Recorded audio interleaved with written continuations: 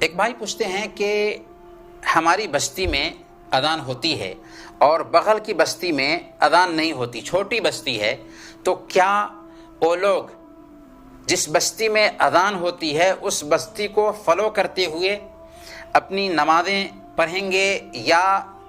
تراویح وغیرہ اور روزے وغیرہ اور سحری وغیرہ کا اہتمام کریں گے؟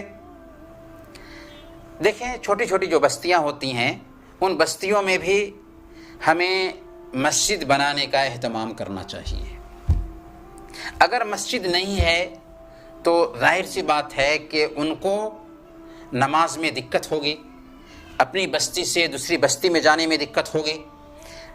اور مسجد کے لیے کوئی ضروری نہیں ہے کہ عالی شان مسجد بنائی جائے،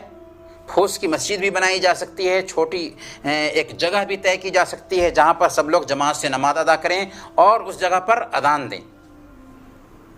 اگر نہیں تو اگر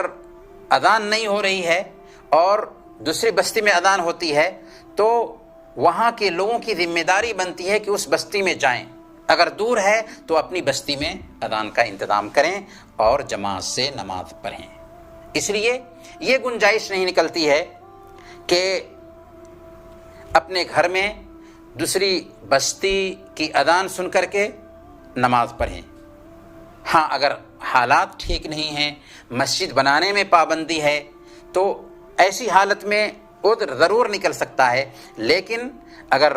ہم چھوٹا سا ایک گھر بھی طے کر سکتے ہیں جس میں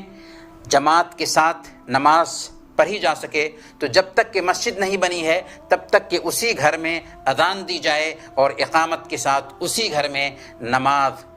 کا اہتمام کیا جائے۔